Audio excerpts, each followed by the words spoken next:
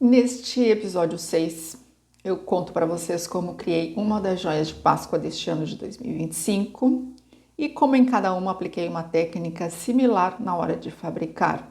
3 tipos de pingentes que ficaram super delicados e muito bonitos, bem originais e artísticos. O que fazer com uma inspiração? Esse é o nosso super tema para o episódio de hoje e eu vou contar para vocês como tudo começou uns meses antes da Páscoa, quando eu vi literalmente o sol de braços abertos, com todo o seu brilho branco a iluminar o céu de um belo dia, ainda de verão, em 6 de fevereiro de 2025. Então eu fotografei porque eu achei realmente lindo o que eu vi, publiquei no Instagram a foto e comecei a pensar no tema de Páscoa e logo em seguida a esboçar aquela forma que ficou similar a uma cruz, pois justamente a ideia surgiu com o pôr do sol, com o encantamento daquela forma que fez uma imediata associação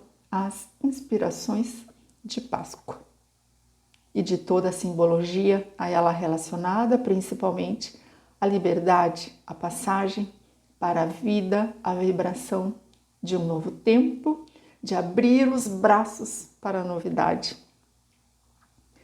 A Páscoa, como vocês sabem, é uma comemoração religiosa universal do mundo cristão, para lembrar a morte e ressurreição de Cristo, um dos personagens mais fascinantes da nossa história ocidental, mas para o povo judeu é um período que faz parte da história desse povo, quando foram libertados da escravidão do Egito, em tempos muito remotos, assim que para eles é um período de ações de graças pelas bênçãos recebidas para essa libertação. Inclusive, uma linda história que pode ser lida diretamente na Bíblia. Como Cristo era judeu e esteve em Jerusalém na semana de comemoração de Páscoa, antes de ser crucificado, como conta a história, essa comemoração foi incorporada aos rituais cristãos também, com um novo significado, embora esteja representando igualmente a libertação, a passagem para uma nova realidade, uma nova vida, dentro da questão da ressurreição. Além disso, segundo os historiadores, os povos das primeiras comunidades de diferentes pontos de nosso planeta há milhares de anos comemoravam a passagem do inverno para a primavera com muitas festas. Imagina a alegria de ver o sol novamente brilhar com mais intensidade e calor no hemisfério norte. A Páscoa tem essa origem super interessante, mantendo aquele significado. Depois foi se modificando os rituais e os tipos de festas, segundo as religiões, sobretudo, então, a hebraica e cristã, mantendo-se esse mesmo período entre março e abril. Passagem é um termo belo, se para cada um puder significar atravessar um tempo. Muito bem, então eu comecei a pensar nas joias de Páscoa e comecei a desenhar as ideias para o sol de braços abertos, com esse significado super precioso e muito distinto. O que fazer com uma inspiração? Esse é o tema do nosso podcast de hoje.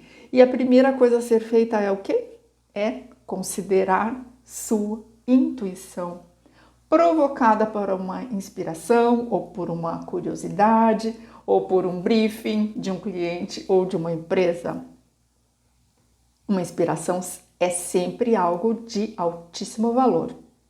Então, a primeira coisa a fazer é olhar com atenção e descobrir como a ideia pode evoluir a partir das anotações, desenhos, esboços, e aqui começa uma segunda fase, que é a pesquisa do tema.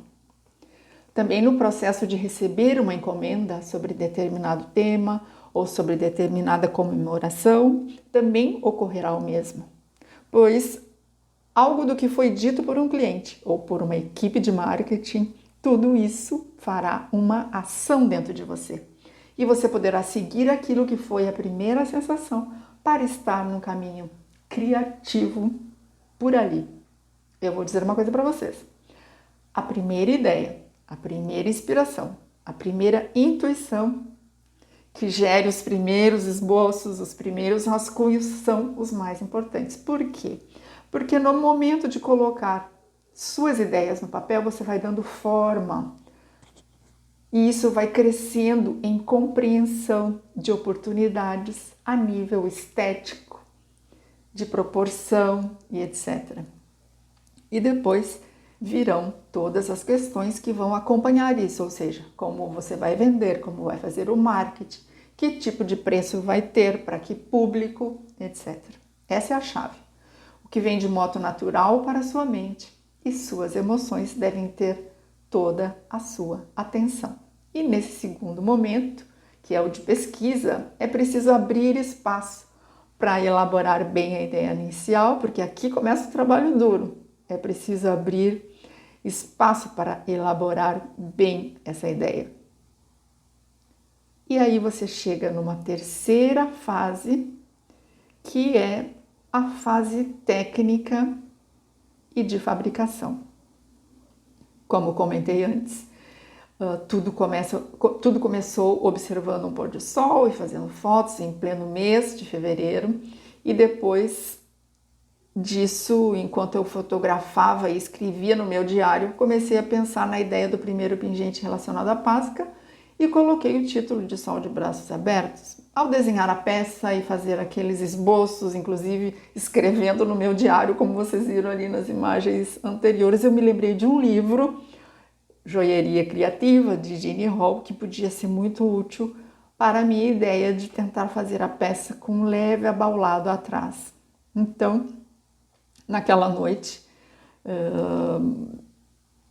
eu li tudo que eu pude dentro do livro, com as informações que a Jeanne Hall passa ali de maneira muito prática, e eu cheguei à conclusão realmente que a técnica do repuxado ia ser a mais interessante. Repuxado em joalheria refere-se a uma técnica muito antiga, onde a superfície do metal é moldada para criar volumes, contornos e relevos, com um efeito de empurrão. O termo vem do francês repousser, que significa empurrar para frente. Na página específica, a autora Jeanne Hall dava a sugestão de usar uma base de couro para apoiar a joia a ser trabalhada. E não é que eu sonhei com um tal pedaço de couro?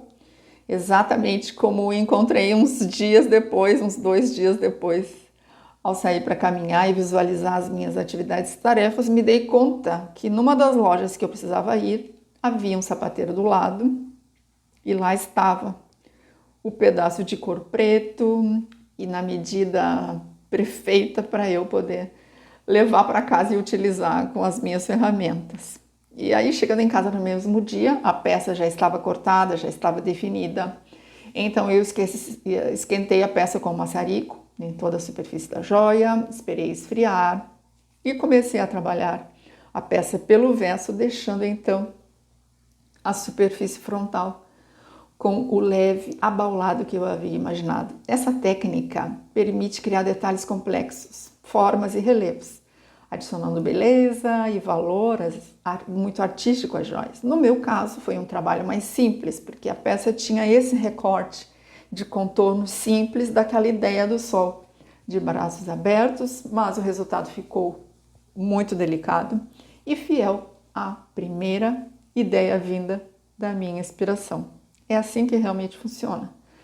Numa quarta fase, você vai mostrar para as pessoas da sua equipe ou mostrar para clientes e amigos e sentir o que eles vão dizer sobre o produto, porque esse feedback é super importante, pois vai validar a sua ideia antes da fase de comercialização e produção em pequena ou grande escala ou uma produção por encomenda. Você pode começar por um tema, pode até ter vários temas e terá que escolher um, e o processo será o mesmo. Para cada inspiração ou para cada briefing que você receber de um cliente ou de uma empresa para a qual você trabalha, as etapas serão similares a essas que contei, baseadas na beleza do pôr do sol que eu vi. Você pesquisará o tema, reunirá todas as informações que possam embasar conceitos e histórias interessantes e, concomitantemente, fará esboços, porque à medida que você tirar da sua mente, colocar no papel as suas ideias, vai ocorrer mais claridade quanto às dimensões, ao efeito visual, à composição, tratamento de superfície e assim por diante. Sua mente vai trabalhar junto com as suas mãos enquanto você desenha, não só para ajudá-lo no projeto em si, mas para evoluir no pensamento sobre como poderá ficar o resultado final e como será todo o restante do processo de fabricação, como será a venda aos consumidores, como ficará o preço final de venda, quanto vai custar a mão de obra, né, e todo o material, enfim. Qual oficina ou qual indústria poderá fazer as réplicas. Então há muitas questões a pensar na sequência, mas a sua intuição sempre será o seu guia. Cada traço lhe fará ver o próximo passo e cada necessidade lhe será oferecida uma sugestão e a cada desafio uma solução. E assim terminamos mais um parênteses na sequência das páginas do meu livro, o Guia Prático para o Desenho de Joias, Bijuterias e Afins, porque eu achei bem interessante deixar aqui essas reflexões, porque é um ponto primordial em todo o conteúdo do livro. O que fazer com uma inspiração, como colocar no papel, como fazer isso se tornar então uma joia interessante e bonita, atrativa, funcional também. Eu sou a Liliane Mancebo, artista plástica brasileira e espanhola, e tenho sempre a maior alegria de poder compartilhar as experiências que envolvem todo o conteúdo do meu livro, o Guia Prático para o Desenho de Joias, Bijuterias e Afins, que vocês podem adquirir diretamente no site da Amazon.com.br, e o link está aqui na descrição do episódio de hoje do nosso programa Desenho de Joias. Eu espero que tenham gostado e qualquer pergunta que tiverem, estou sempre à disposição. Talvez o mais importante sobre essas reflexões seja estarmos sempre aprimorando nossas vidas e nossas mentes, alimentando-nos com o que for mais nutritivo para a saúde e para a criatividade, porque o tema de fundo que nos inspira é justamente a criatividade e a possibilidade de fazer algo novo, original, distinto e, sobretudo, belo. Eu coloco na descrição tudinho para vocês poderem acompanhar. Há um vídeo curtinho mostrando como ficou a peça da história que contei hoje, tá ali na descrição do episódio de hoje.